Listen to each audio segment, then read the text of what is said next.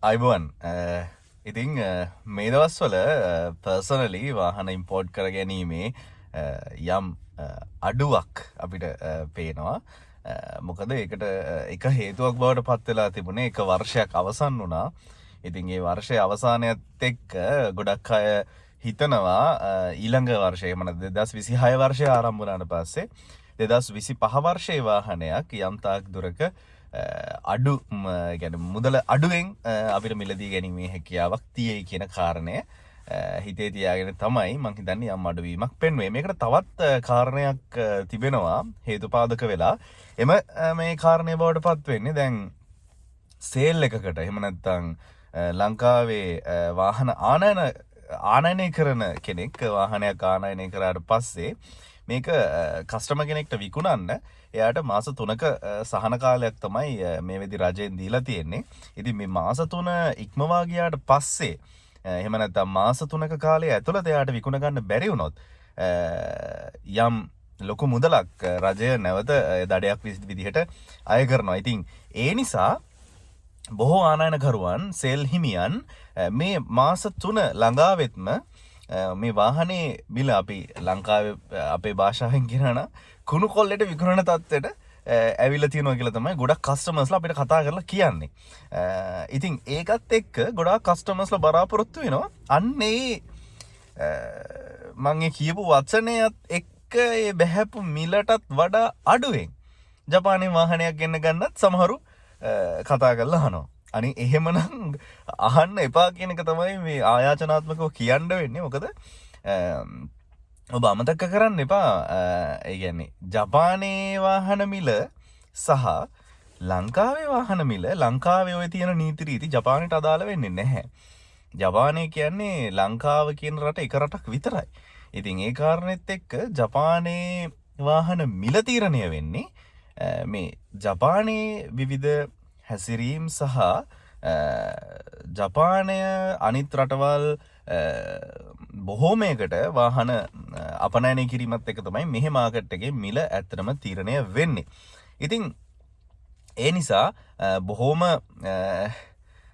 ගෞරවාන්විතව ඉල්ලනවා ඒ ගණන් වලටත් අඩුවෙන් වාහනයක් ගෙන්නලා දෙන්න කියන කාරණයට නම් ඇත්තටම එකඟ වෙන්න බෑ. මොකද අපිට මේ හැම වාහනයකම මිල යන්න පුළුවන් පරාසයක් තියෙනවා. අනිත් එක අමතක කරන්න එපා. හැම වාහනයකටම નિયમિત රජයේ බදු මුදලක් තියෙනවා. ඉතින් මේ බදු මුදල ඔක්කොම එකතු වුණාට පස්සේ සාමාන්‍යයෙන් දැන් කොහොමත් වාහනවල මිල ගණන් වැඩි තමයි. ඉතින් ඒ වැඩිවීමත් එක්ක පර්සනල් ඉම්පෝර්ට් කරගන්න ඉදි තියෙන වාසි තමයි තමන්ටම වාහනේ මුලින් ඔක්ෂන් ෂීට් එක බලලා ඒකේ ලන්සුව තීරණය කරලා එතකොට ඒ කියන්නේ අර තමන්ම මේ වාහනේ ගෙන්වා ගැනීම සහ අනිවාර්යයෙන්ම ඔබ ලංකාවේ සේල් එකකින් ලබා ගන්නවට වඩා සැලකිය යුතු ලාභයක් ඕගලන්ට අනිවාර්යයෙන්ම ලැබෙනවා. ඉතින් මෙන්න මේ කියන කාරණෙත් එක්ක තවත් මට කියන්න ඕන දෙයක් උනේ දැන් උදාහරණයකට මේ වෙද්දී 2026 වර්ෂයේ වාහන ටික ඔක්ෂන්ස් වලට වැටෙන්න පටන් අරන් තියෙනවා. හැබැයි දැන් නැවතත් වාහන මිල දැන් මම මීට කලින් වීඩියෝ එකේදී කිව්වා ගිය 2025 වර්ෂයේ අවසානයේ වගේ වෙද්දී වාහන මිල යම් තාක් දුරට පහළ බැසීමක් අපි දැක්කා. හැබැයි දැන් නැවත ජපානයේ වාහන මිල ටික උඩට යන්න පටන් ගන්න තියෙනවා.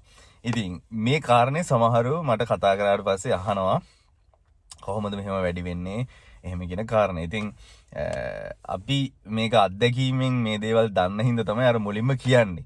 හැබැයි සමහරව තියෙන ඒ කියන්නේ තමන් හිතන දෙයින් පිටතට යන්න කැමති නැති බොහෝ දෙනෙක් මේ දේවල් පිළිගන්නේ නැහැ. නමුත් ඇත්ත තත්ත්වය ඒකයි. දැන් උදාහරණයකට 2026 රේස් රථයක් 2026 පළවෙනි මාසේ රෙජිස්ටර්ඩ් රේස් රථයක් පෙරේදා ඔක්ෂන් එකේ අලෙවි වෙලා තිබුණා. ඉතින් ඒකේ ගණන් ඔක්කොම බැලුවට පස්සේ සාමාන්‍ය ලක්ෂ 133ත් 34ක් 35ක් මෙවැනි ගාණක් ලක්ෂ 133ත් 135ත් අතර ගාණක් යනවා මේක ලංකාවට ආනයනය කරලා දෙන්න පර්සනල් ඉම්පෝර්ට් කරද්දී. ඉතින් මේ ගැනත් මතක් කරන ගමන් ඒ වගේම කියන්න ඕනේ බොහෝ දෙනෙක් මිල ගණන් වාහනවල විමසනවා. ඉතින් ඒක ප්‍රශ්නයක් නැහැ. හැබැයි බොහොම ආයාචනාත්මකව ඉල්ලනවා ජනවාරි මාසේ 31ට කලින් ඔබ වාහනයක් මිලදී ගන්න බලාපොරොත්තුවෙන් ඉන්නවා නම් විතරක් මිල ගණන් විමසීම් කරන්න. මොකද දවසකට 50 දෙනෙක් විතර WhatsApp එකට මැසේජස් එවනවා. ඉතින් මේ හැම කෙනෙක්ටම මිල ගණන් යවන්න වෙලාවක් නැහැ. මොකද ඒ අතරේ තවත් බොහෝ වැඩ රාජකාරී තිබෙනවා කරන්නට. අනිත් එක ඕගොල්ලෝ සැලකිලිමත් වෙන්න 4 වෙනි මාසේ 1 වෙනිදා සිට සමාජ ආරක්ෂණ බද්ද වාහනයක් පර්සනල් ඉම්පෝර්ට් කරගන්න ඉන්න ඔයාටත් අනිවාර්යයෙන්ම අදාළ වෙනවා.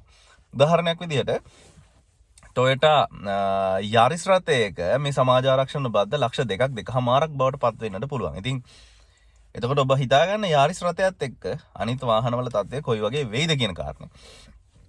ඉතින් ඒ ගැනත් සැලකිල්ලට අරගෙන සහ ජනවාරි 31ට කලින් ඔබ ජපානයේ වාහනයක් ආනයනය කරන්නට පටන් ගත්තොත් විතරයි අඩුම තරමේ මේ ප්‍රොසෙස් එක ජනවාරි 20 25 වෙද්දිවත් ඔබ ස්ටාර්ට් කරොත් විතරයි ඔබට හැකියාව තිබෙන්නේ අප්‍රේල් 1 වෙනිදාට කලින් මේ වාහනේ ක්ලියර් කර ගැනීමේ හැකියාව තිබෙන්නේ. මොකද සාමාන්‍යයෙන් ජපානයෙන් වාහනයක් ලංකාවට ඇවිල්ලා ඔබේ අතටපත් වෙන්න මාස 2කමාරක වගේ කාලයක් උපරිමයක් යනවා. ඉතින් ඔබ ඒක ගැනත් කල්පනා කරලා ඔබ හිතනවා නම් ඔබ බලන් ඉන්න ජපානයේ වාහන මිල පල්ලෙහාට යනවා කියලා නෑ. ඒක කවදාවත් වෙන්නේ නැහැ. ජපානය කියන්නේ වාහන ඉල්ලුම කවදාවත් නැති වෙන රටක් නෙමෙයි. සහ සාමාන්‍යයෙන් මේ කාලය කියන්නේ ජපන් ජාතිකයනොත් තමන්ගේ වාහන අප්ග්‍රේඩ් කරන කාල සීමාවක්, විශේෂයෙන්ම අවුරුද්දේ මුල කාර්තුව කියන්නේ. ඉතින් ඒ හින්දා මට කියන්න තියෙන්නේ ඔයගලන්ට පළවෙනිම දේ ඔබ வாகනයක් ගන්න බලාපොරොත්තුවෙන් ඉන්නවා නම් සේල් එකයි එතකොට මේ සේල් එකෙන් මාස 3න් අයින් වෙන්න ඉන්න වාහනයක් බලලා ඒ ගානටත් වඩා අඩුවෙන් තවත් වාහනයක් ගෙනත් දෙන්න කියන කාරණයට නම් ඇත්තටම මට කතා කරන්න එපා. මොකද මේ මම එහෙම විනාශ කරන්න කාලය ඇත්තටම නැහැ. ඊටාත්ම සීමිත කාලයක් තියෙන්නේ. ඉතින් මට කියන්න තියෙන්නේ විශේෂයෙන්ම මට හැකියාව තිබෙනවා ඔබට විශ්වාසයෙන් ඔබේ වාහනයක් ඉම්පෝර්ට් කරගන්න දේ මමත් යම් කමිෂන් එකක් එහෙම නැත්නම් ඒකට යම් මුදලක් අය කරලා ඔබට කර දීමේ හැකියාව තිබෙනවා. හැබැයි හැම වෙලේම අර මෙවැනි ප්‍රශ්න වලට උත්තර දෙන්න ගියාට පස්සේ මටත් මගේ වැඩක් කරගන්න වෙලාවක් නැති වෙනවා. ඉතින් ඒ කාරණේත් බොහොම ආයාචනාත්මකව මතක් කර සිටිනවා. එහින්ද හැමදේම ගැන හිතලා වාහනයක් ගන්න ඉන්නවා නම් ඉතාම ඉක්මනට මේ සමාජ ආරක්ෂණ බද්ද තවත් බද්දකට යට වෙන්නේ නැතුව ඔයගලන්ට වාහනයක් ගන්න තියෙන chance එක නැති කරගන්න එපා. එහින්ද ඒ ගැනත් සලකලා බලලා WhatsApp message එකක් දාන්න කියලා ආරාධනා කරනවා. ස්තුතියි.